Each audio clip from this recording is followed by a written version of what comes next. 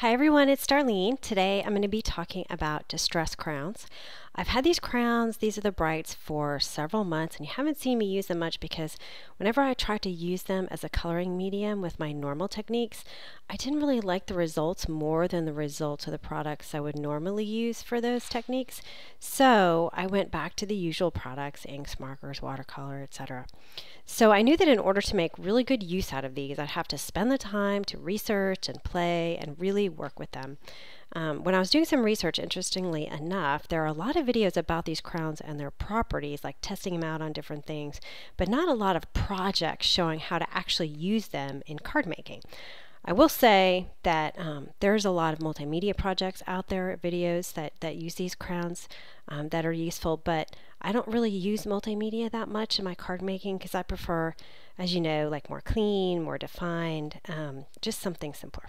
So anyway, I started by doing all the normal tests. I'll show you some of my examples here. Different types of paper, with water, without water, with gesso, lifting color, blending with embossing paste, blending with a foam applicator, black cardstock. I tried pretty much everything, and a lot of the videos out there do exactly this. They show you all these different ways of using them and what's good and what's not so good. And I was originally planning on walking you through all of this, but to be honest, I really just confirmed that most of the usual techniques, the coloring, blending, the basic stuff, they're not really well suited for these crowns. So for example, let me grab. Okay, so here are some examples of putting some crown on your craft mat and picking it up with a foam applicator and blending it. This is watercolor paper, this is regular paper. And just to get this little bit, I needed a ton of crown, and you can see it's pretty blotchy, it's thick and thin in some areas, so I could do that same exact thing much better with actual distress ink. This is the picked raspberry, so I'd rather do it with the distress ink. Another example is mixing the color with some embossing paste.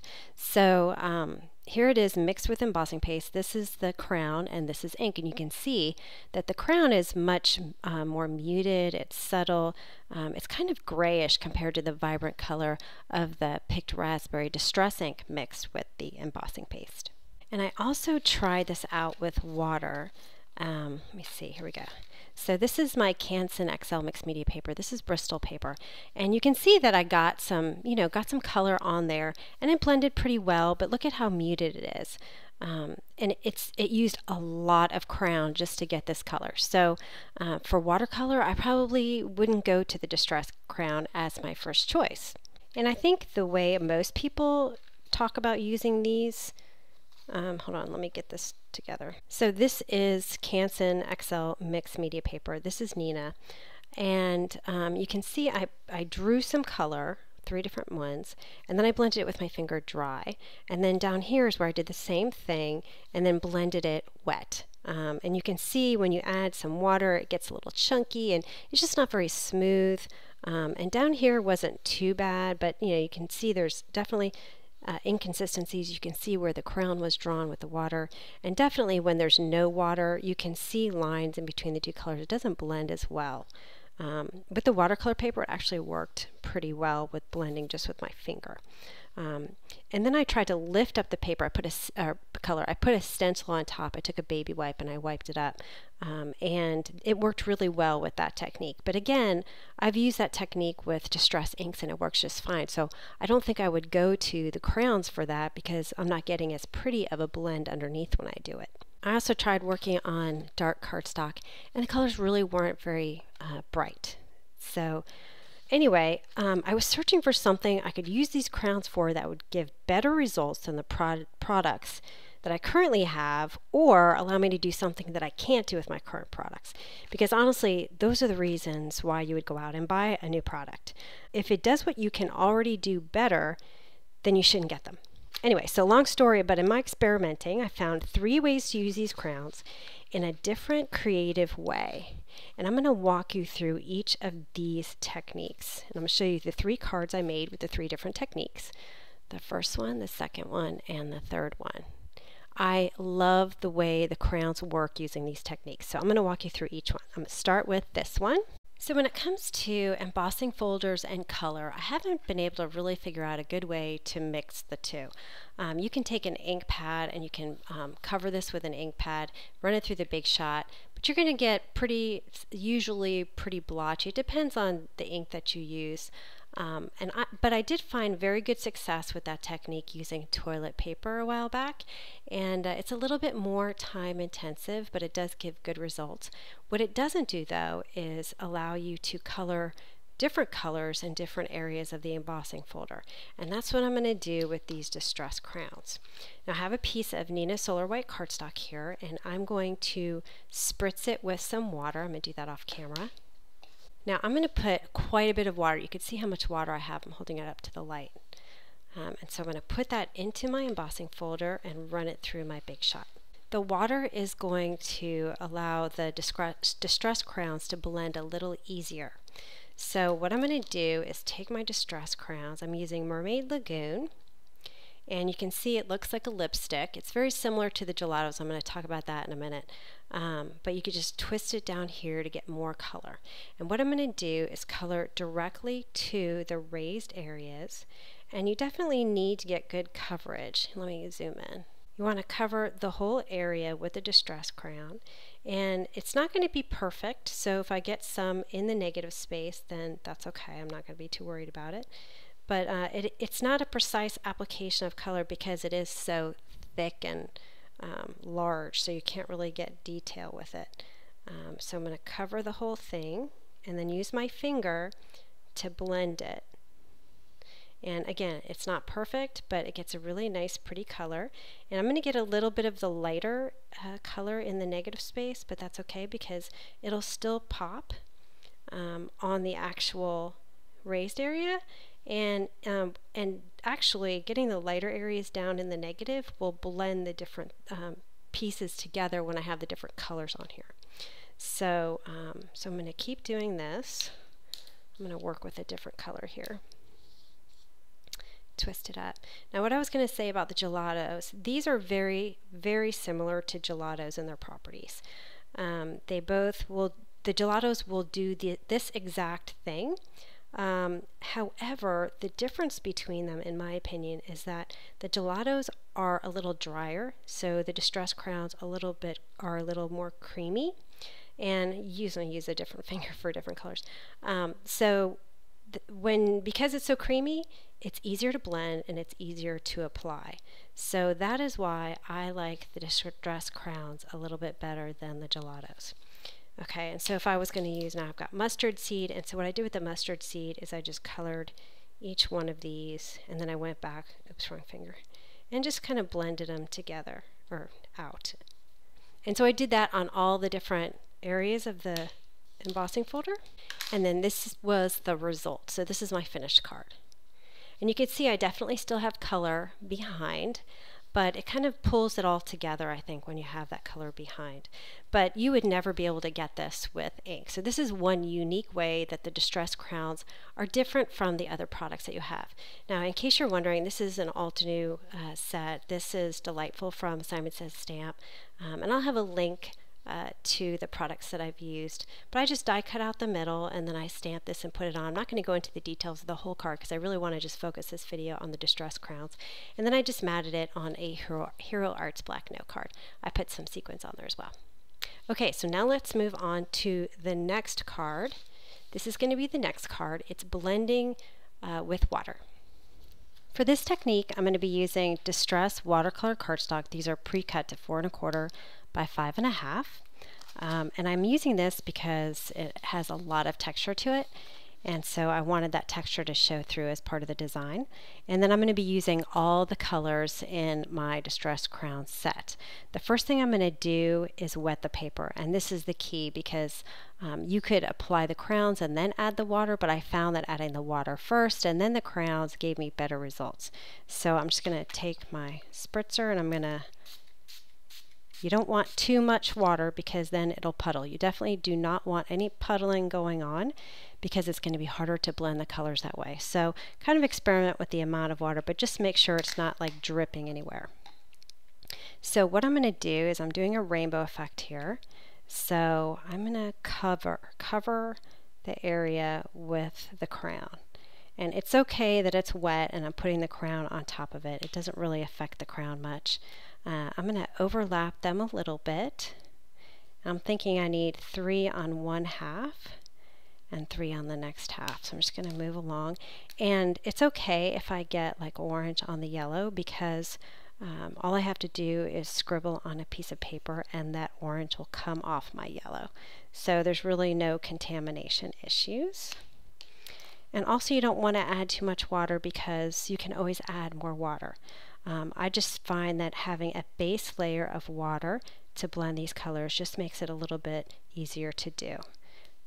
But you don't have to have, you can always add more water after. Sorry, it's kind of hard to talk and do things at the same time. I'm not really used to doing that because I normally do voiceovers.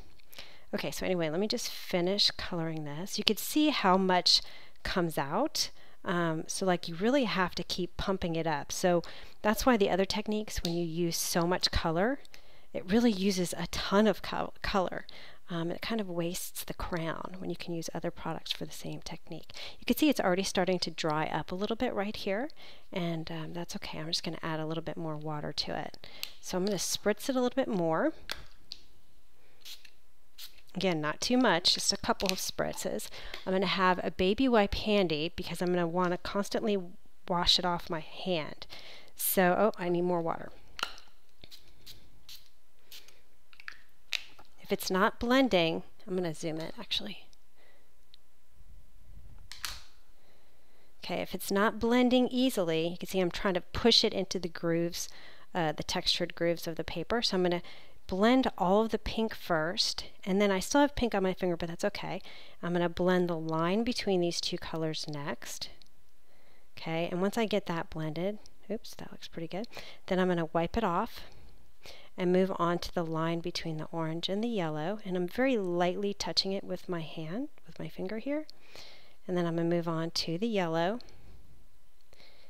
And you can see you get much more control of the blending. So if you're having trouble with creating backgrounds with watercolor, I'm going to add a little bit of water, because the water sort of does a lot of work and it kind of gets out of control sometimes. It's hard to figure out where your color is going to go. And you can always wipe off in the middle too if you find that it's blending a little bit too much. So this really helps you kind of keep these colors in check, make sure that they're not going all over the place, and especially if you want like a rainbow kind of technique, like a rainbow look, then this is a good way to do it because you can keep your colors kind of in line.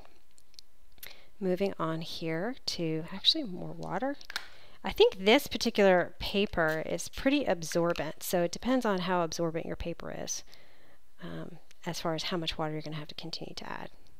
But see how if I'm adding a little bit too much water, it's going to get thick in certain, thick in certain areas. But that's okay. I can wipe it off and then put my finger back in there and just lightly touch it and blend it in. You will get finger lines if you're not careful, and that's also if you have too much water. So, I mean, this takes a little bit of practice, but I think it looks really pretty and you get your colors blended really nice. And look at how vibrant they are. They're very vibrant.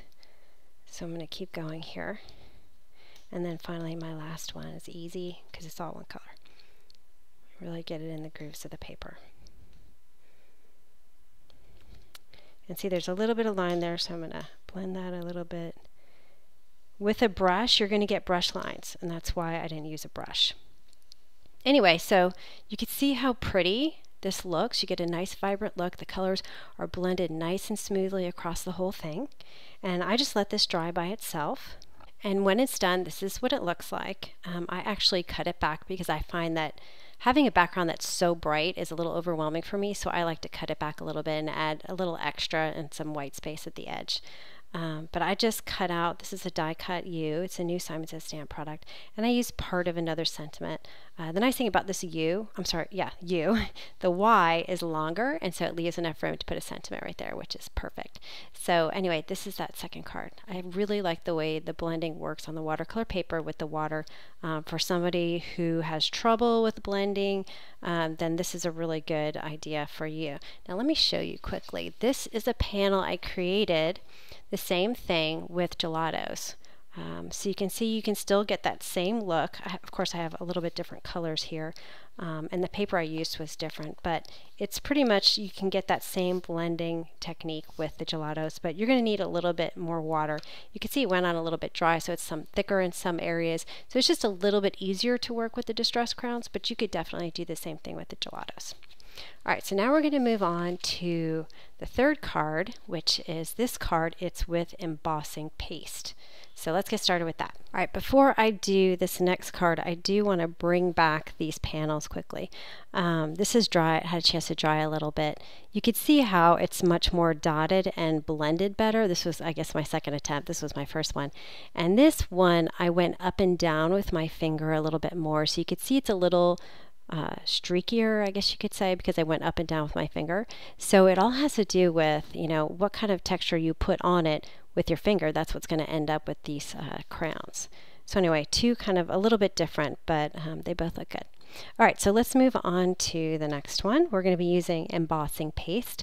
I have this stencil from My Favorite Things, and I have a piece of Neenah Solar White cardstock. What I'm going to do is I'm going to center the stencil onto my cardstock, and then I'll flip it over, and then I'm going to take some surgical tape and stick it to the back.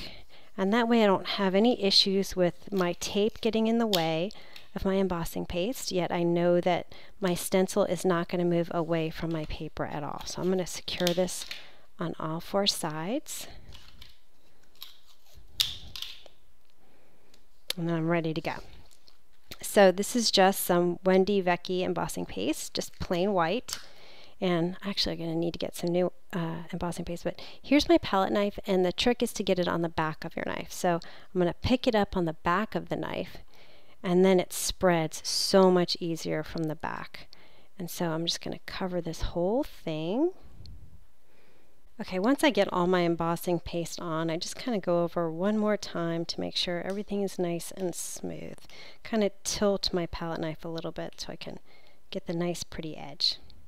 Alright, so I'm going to clean this up. I'll take my stencil off and let it dry. Alright, now that that's dry, I'm going to start applying my crowns. I'm going to start with this particular stencil. I'm going to start from the center, and I'm going to work my way out. And what I'm going to do is I'm going to color on top of the embossing paste.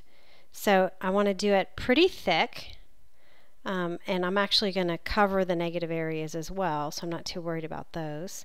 But I want to make this pretty symmetrical, so I'm going to do the same things all the way around in a circle. And I'm doing this in rainbow order. I like to work my colors in rainbow order. And I'm going to blend them all together with my finger as soon as I'm done. But you could see how thick well, actually, you know what? Let me zoom in. Alright, you could see how thick I'm putting this on. And again, it really uses a lot of crown. So I always have to keep kind of pushing it up with the bottom twisty thingy. Alright, just finishing up the last bit. You can see how thick of a layer I'm putting on. I'm hitting all of the embossing paste. And also notice that my layer of orange is a little bit smaller because the yellow and the pink are going to make orange, so I don't need that much orange. Alright, so once I'm finished, I'm going to start with the middle, and I'm going to just blend it with my finger. And you can see how you get a nice, solid, even coat on top of the embossing paste, which is really difficult, if not impossible, to get with inks and other mediums that absorb into the paper. And so I get also a nice white edge around here where my finger doesn't quite hit the paper. And I like that. And another thing I like is that it kind of bunches up in the creases in some areas, so it gets kind of a dark edge. So I have a baby wipe handy that I can wipe my finger on each time I switch colors. And then I'm going to move on to the yellow. And so I'm just going to blend it across the color and then a little bit into the green. And you can see how beautiful this is starting to look. Alright, just finishing up the last edge here. You can see how absolutely gorgeous this has turned out. And if you have trouble blending, you can always kind of dampen your finger a little bit, and that'll move I almost called it a gelato, distress crayon around. And so here is what the result is. It is so gorgeous. It's even prettier in person. Now I did do this technique with some gelatos. Here is my sample. So this is actually the picked raspberry, and this is one of the hot pink gelatos. And you can see that it's kind of darker in some areas with the gelato because you don't get quite as even coverage because it is a little drier. So this is the difference between those two there. So here is the finished card that I made with my first version of this embossing paste. I covered up the green. I think I may like it a little bit more without the green, but I tried to keep the rest of the card simple because I wanted my focus to be on the embossing paste background. So I just cut a Simon Says stamped circle, and I stamped it with a sentiment that I had from a Stampin' Up set and matted it onto some Nina Solar White cardstock. So that concludes my video on distress crowns. I hope you found some inspiration from it and you'll try it for yourself, and I will see you next time. Thanks for watching.